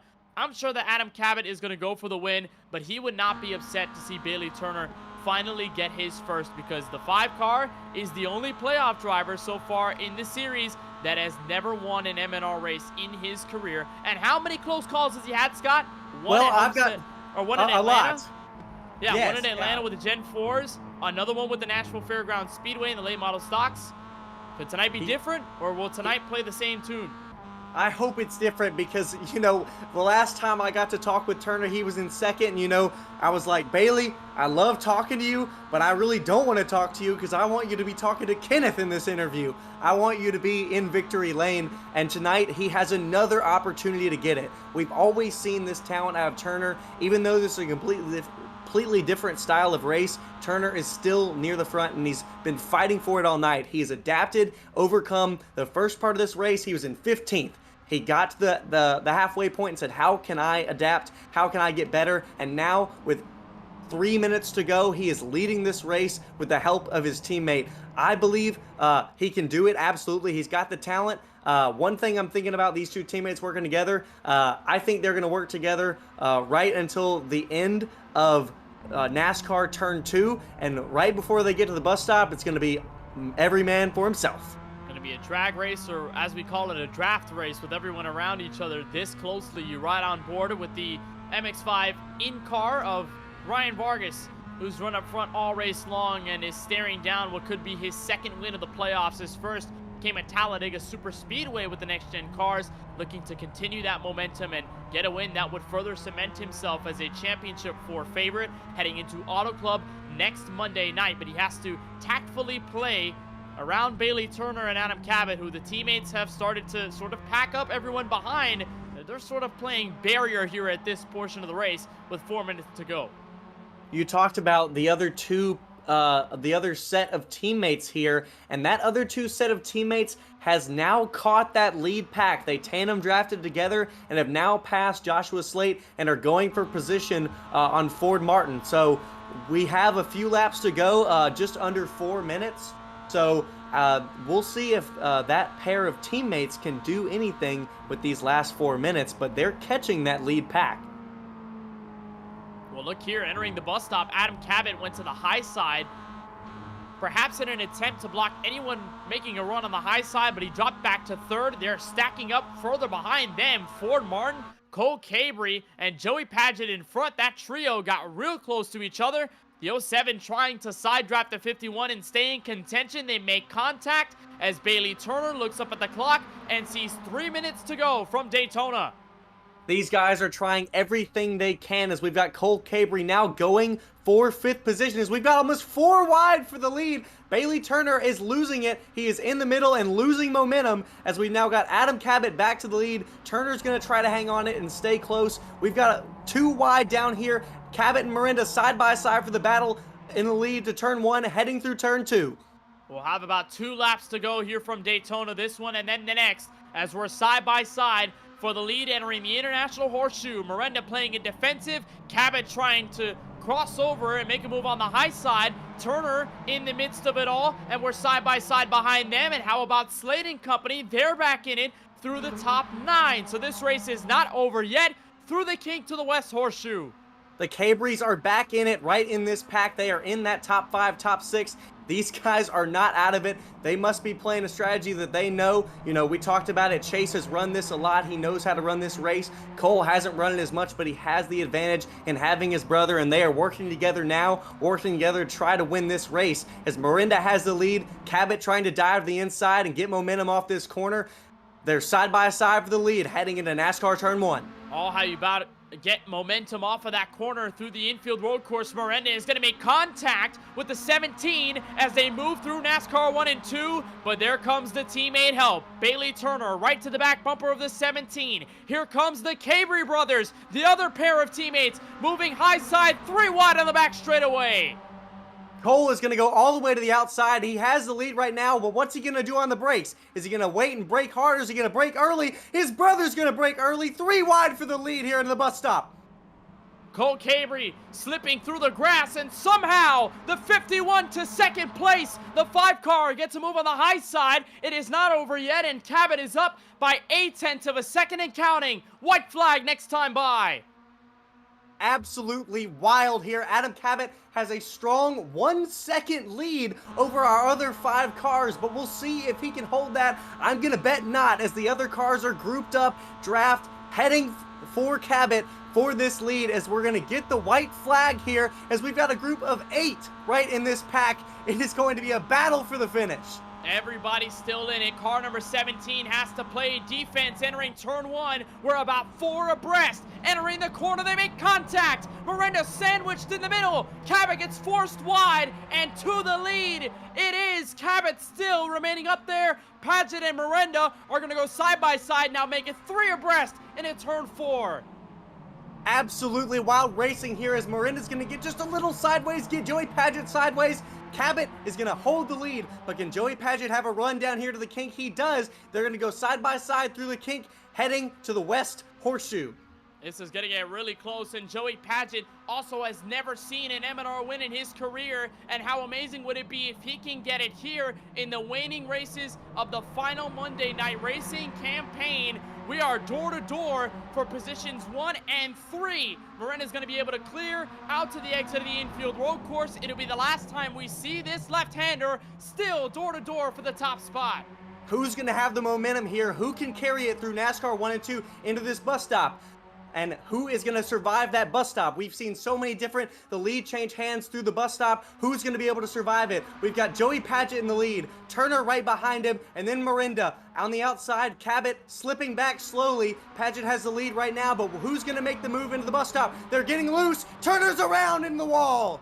Turner's hard into the wall. He brings everyone else with him. Looks like both of the Cabry brothers get spun around, and they get heavy damage. Final time through the bus stop here at Daytona. This field is severely whittled down. Josh Slate enters the top 4. He might have one more opportunity at his first career Monday Night Racing win.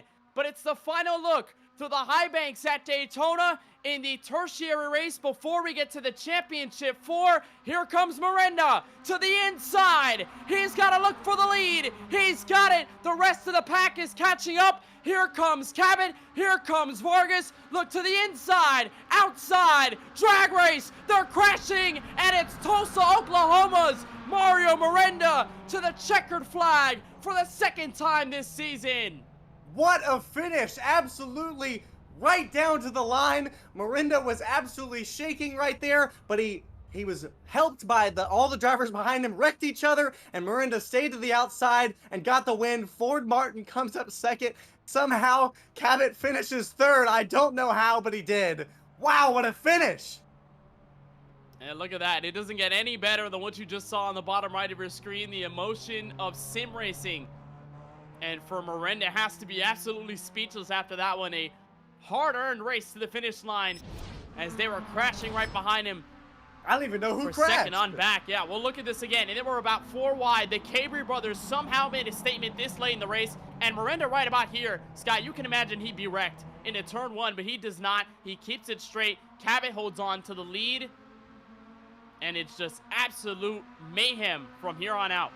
This is what we talked about. This was, you know, we saw this all throughout the race, but all these drivers knew that this was it. This was the moment that they had to make their stand, and everything was out the window. All these drivers knew is that I have to be at the front at the end. And right here, Miranda's sitting in third. He's gonna drive right behind these guys and stay calm. He knows that, you know, I'm in third. I could be in 8th and not be out of it right now. I'm in an excellent position. These guys are run side by side right through the west horseshoe and running down to turn 6 here. He's just slowing up, keeping his space, and making sure that he doesn't make any mistakes himself as Bailey Turner dives to the inside here and makes it 2 wide for the lead, 2 rows deep. Miranda never left the top 5 in that last lap. And this is as far back as he gets behind Bailey Turner. And this is where it all breaks loose, where Turner is going to make a move here. They go 3 cars, nose to tail on the inside. Cabot is about left for dust. Josh Slate enters the top 5. And then right here, bit of a wiggle. They stacked up where Joey Paget was in front Turner gets sent hard into the wall, catching both Cabry brothers with him. That's 3 playoff drivers, Scott, involved in it. And then the chase to the bus stop, Miranda still in second place. And this is about all you need, Scott Shive. You need to be in the top 5 right here with a good enough run exiting the bus stop through NASCAR turns 3 and 4. And then the long wait to the Trial. All of the draft going in his way. Here's a look from Ryan Vargas, who was helping Adam Cabot. They could have had a chance for the win, but they cluster up together entering the Trial. And the 17 comes down into traffic and forces them to go into the Trial grass, spinning sideways enough to keep the 89 in front for his second career M&R win. Wow, wow, wow, wow. That was it. You know, Joey Padgett there was far out in front. Miranda was catching him, but back there, all those guys, Cabot, Joshua Slate, Vargas, those guys were all tandem drafting, and the guys up in front, Miranda and Joey, were all very separated. So anyone in that top 5, top 6 right there could have won that, but an absolute show put on, and Mario Miranda will come out on top. You can argue there that if car number 17 went high instead of low, we might have had a 4-wide race to the finish, and nobody would have junked the race car until the very end. But 17 thought he had the run, went right in front of the 26. All hard racing here with this combo. Just so much fun to watch, and all of them gave their hearts out. And it's Mario Miranda, the young driver from Oklahoma, who gets to call himself a 2-time Monday Night Racing winner in M&R's final season. An unbelievable achievement in his young career. Ford Martin in the 07, league owner, came out of nowhere, played right on the last lap, crashed in the Trial, survived long enough to come home inside the top 3. We'll talk to him, I believe, for the first time this season. That'll be awesome. Adam Cabot rolls into 3rd place despite getting into the crash, heading for the line. A fantastic finish that he'll bring over to Auto Club Speedway, and so will Joshua Slate. On the back end this entire race, we questioned how he was going to play his strategy correctly when he stayed out as everybody else came into pit road. He proved everybody wrong, and he finished in the top 5 result that is worthy of getting him enough points to stay in contention for a championship bid at Chicagoland Speedway in a couple of weeks. Ryan Vargas vibes to a top 5, had a chance at the win near the end as well. Cole Cabry, despite getting junked off of NASCAR turn 2 on the back straightaway, he somehow rebounds to 6th. Jordan Buster is 7th. Bailey Turner got crashed exiting NASCAR turn 2 on the last lap. He ends up 8th. Joey Padgett is 9th. And Chase Cabry in the 39 rounds out the top 10. In 11th, we'll have the 10 of DJ Cummings. In 12th, the 9 of Brandon Houff. In 13th, the 30 of Christopher Tate, who started up front but had a rough day. In 14th, the 98 of Sora, as we saw, had an issue coming through the D oval and will finish a lot further down the ranks than what he wants. He's going to have to try to recover that next week. In 15th, the 2 of Robbie Lyons. In 16th, the 96 of Colin Fern, who also had an issue at the same place Sora did, just a lap before him. He's also going to have to gear up next week and try to recover that. In 17th, the 3 of Gary Sexton. In 18th, the 14 of Jordan Black, who had a great first half of this race and also got caught up in that incident along with Fern. Rough day for Jordan Black here. In 19th, the 24 of Nick Olson, also in the same incident. And rounding out our top 20, the 12 of Brandon Brown. 21st is Daniel Dye, 10 laps down. Matt Stolnick, who suffered a pretty hellacious crash earlier in the race, is 21 laps down in 22nd. And Stephen Ellis, who crashed very early in the race, 30 laps down in 23rd. Let's head to the World Center of Racing's Victory Lane, where we are joined by none other than Mario Miranda. And Mario, a couple of months ago when we had the Summer Series rolling in 2023, if I told you that since you started running M&R, even in the Summer Series, you'd win a race there and win 2 races in spectacular fashion both ways, what would you have told me? I think you'd be lying. I wouldn't have thought I would have, won so many as, I have. The ambition is always to win and win as many as you can, but Monday night's a stacked field, and becoming a winner just one time is incredible, but doing it 2, or if you count Summer, 3 times is even more amazing. And the way you did it, of course, obviously not surprising in this type of combo because we always see chaos no matter what, but it was chaos always in a different form every time we come, and tonight was no different. The way you were able to hang inside the top 5, sandwiched in turn 1, and I told Sky a little bit earlier throughout the replay, I thought you were wrecked. Like, I'm going to be honest, I thought your car was going to be junked in the middle 3 wide, but you kept your foot in it, you kept the car straight, and you held on to it with aggressive runs to the top 10. What was going through your mind in that moment, and how do you process everything happening at obviously slow speeds with these underpowered cars, but what feels like light speed as you're going through the corners? No, yeah, it's honestly more intense than driving NASCAR around Daytona. Even though it's slower, my eyes are going all over the place. Checking my mirrors, checking what's in front of me, checking what's next to me, and yeah, going into turn one, just sandwiched 3 wide. It seemed like they didn't know I was in the middle of them and just banging off both doors. It was nerve wracking. Honestly, that's the most nerve wracking race I've ever had. I was literally shaking on that last lap. It was hard to keep the wheel straight going down the straightaways, but I'm really glad how it turned out. But yeah, most definitely that's the most intense, scary, fun racing I've ever done. I can imagine. And it's your first try, too. I think that's what makes it even scarier. Your first attempt at this kind of race. It ends up in a win, but you were all over the place to get there. Mario, I want to talk last about what we saw on your camera once you crossed the start finish line. You got a big hug. Tell us about that. And just tell us how much it means. I mean, I know sim racing, we talk about it that it's not the real thing, but it gives you the emotions of real life racing. What does that mean for you to win in a competition level like that? And just talk to us about that moment. That means a lot. Yeah, that was my girlfriend Kayla walking in. She hasn't missed a single race since we started dating, so that's about 2 years worth of racing she hasn't missed. And even with my real life stuff, she always makes it important to show up and cheer. So any win's a huge win, and she loves it as well. And she's my biggest supporter, and so is my dad. Shout out to my dad out there; he's been there since day one. Um, but yeah, it's incredible, and when you get a win, and no matter what, it always brings joys around with your friends and family and sponsors. It's just you can't be mad about winning, and it's hard to hide a smile on your face when someone or yourself wins. It's just an unbelievable moment. I'm just going to say, on behalf of all of us at Podium Esports, massive support to Kayla. Great job, of course, being a great girlfriend, supporting Mario Miranda, fantastic driver on the track. Mario, what an unbelievable win. We move forward to Auto Club in Chicagoland. I know that you have a former win at Auto Club in the Summer Series with the same car. How are you feeling about that one, and how happy are you feeling knowing that that combo's coming up, especially after you got the win tonight? Yeah, I feel really good about it. Auto Club has always been a good track to me, and especially in the Gen 4s. Gen 4s have always been a good car as well. So, when you mix the two, it becomes a pretty lethal duo. So I'm really looking forward to go back to Auto Club, hopefully by not making someone mad and turning me, and having to recover from that. Hopefully a nice clean race, and hopefully I keep saying hopefully to repeat 2 wins in a row. Well, Mario, we'll let you continue the celebrations. We'll let you soak this one in. An unbelievable W here at the Daytona Road Course with these MX-5 Miatas. We wish you the best of luck in the final 2 races of your M&R career. And congratulations once again on the win. Massive, massive way to get there, and an awesome job. Congratulations on behalf of the broadcast team and everyone here. Thank you so much. Thank you guys. So Mario Moreno gets to soak in the celebrations. His second career Monday Night Racing victory comes here at the Daytona Road Course. We go from a young driver who's been around only for this first season in Season 7. We go to a very experienced driver who hung around all race long to finish second. That is league owner Ford Martin. He's standing alongside Scott Shive.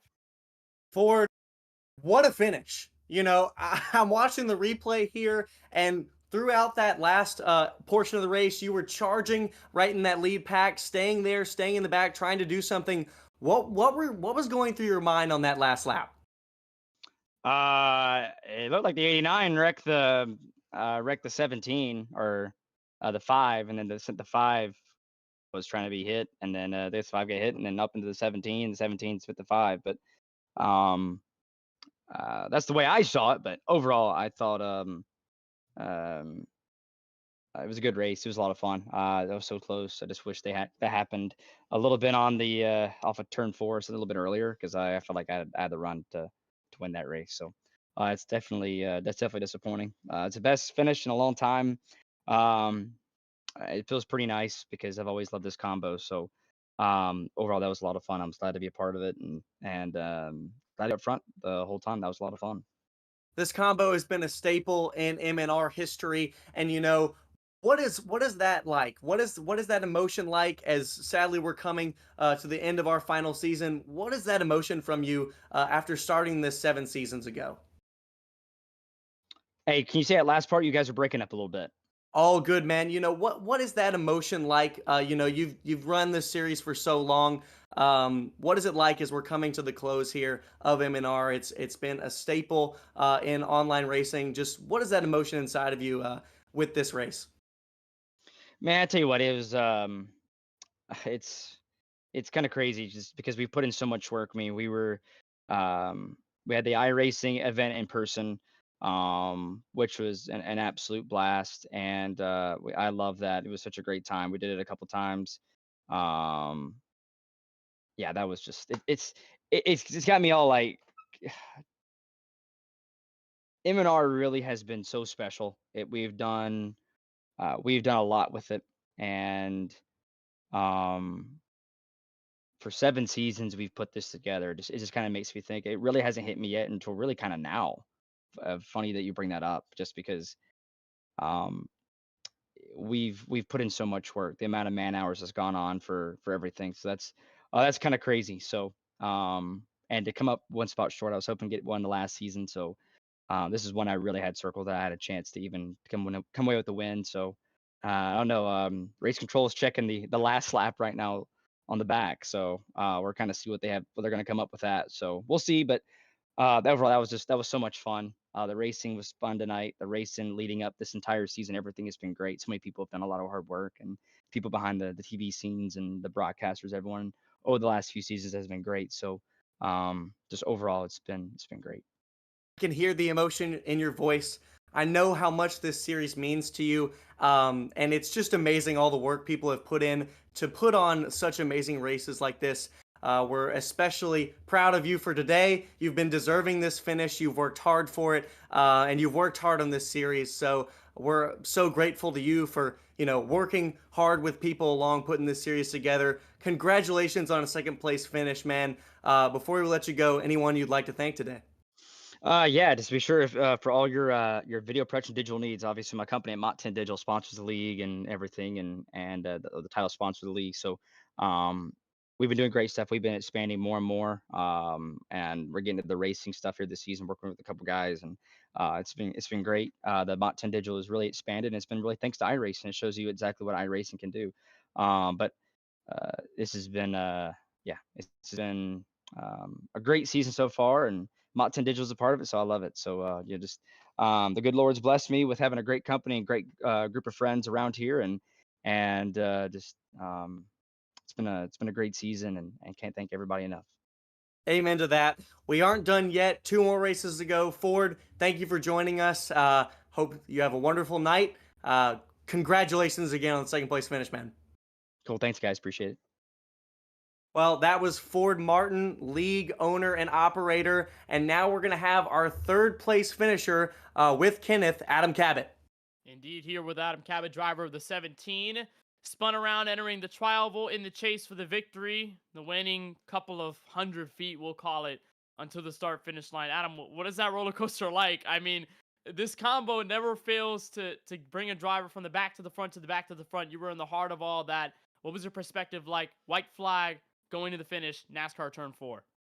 Kind of just glad this one's over, to be honest with you. I know everyone loves this car track combo. It's kind of like an M&R staple, but I kind of dread it each season because I feel like your fate is just so out of your hands, which is interesting because I do love like actual super speedway racing, but like this weird hybrid version we have going on here. I know it's exciting. I know everyone loves it, so I'm not gonna trash it too much. But like for me, it's just not that much fun. But maybe I'm also a little biased because I think this is the second consecutive year that I've led the white flag lap and not led the last lap, which is not too surprising because I think everyone knows, even in real life, if you're leading the white flag here, that's usually not a good thing. But I mean, I'm definitely should be thrilled considering I came out of here with the top three, and the guys I'm battling in points definitely had some bad days. So I mean, I'm shaping up real good to just have a solid week next week, which is a car track combo I'm really looking forward to, and should be getting that championship for. So I'm happy about that, but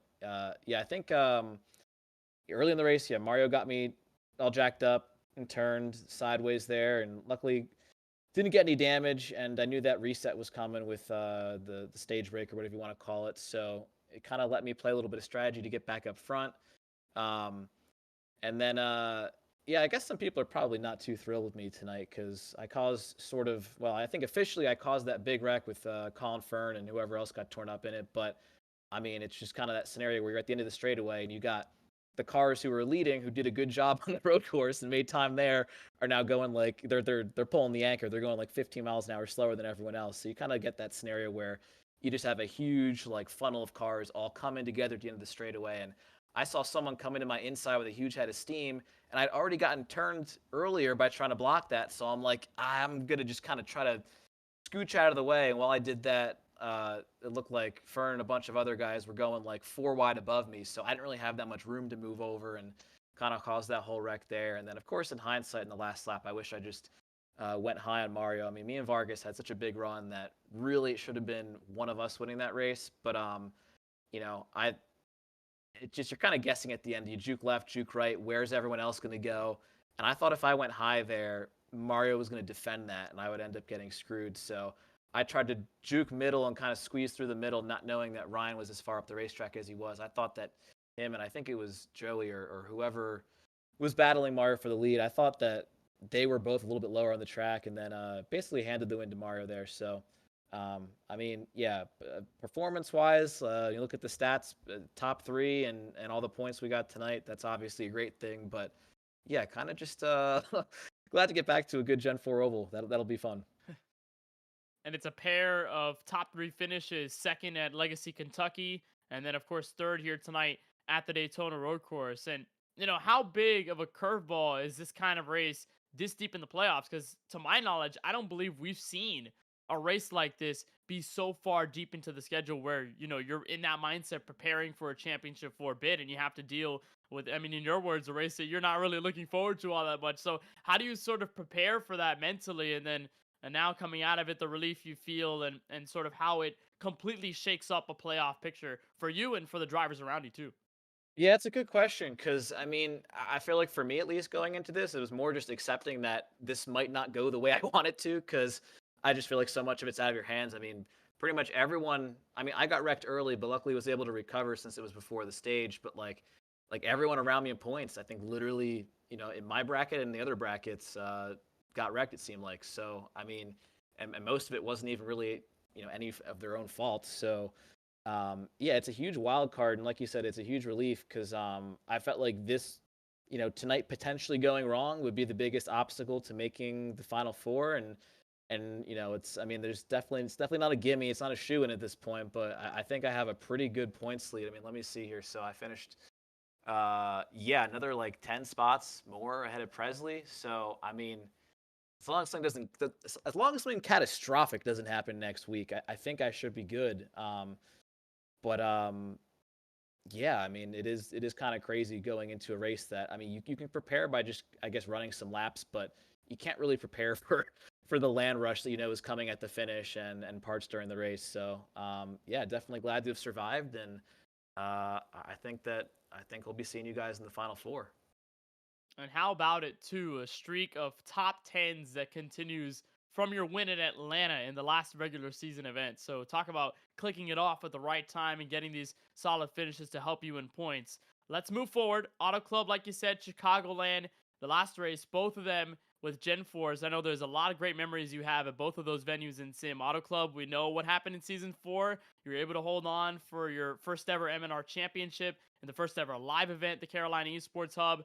Chicagoland, the same season, earlier in the campaign, you were able to win with the Xfinity Series cars. So talk to us about your expectations for those two, how excited you are, and chances that going back to the championship 4 and completing a second title, something that we've never seen in this series before.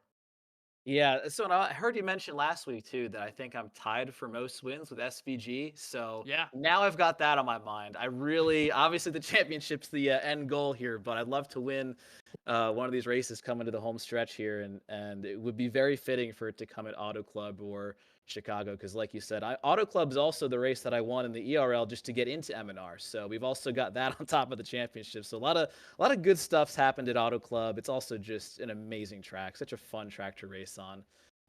And then Chicago's a lot of fun too. And like you said, that was where I got my 1 win season 4. So yeah, as Monday Night Racing comes to a close, at least we're gonna go out with some really good racing, I think, at those tracks, and definitely a lot of fond memories.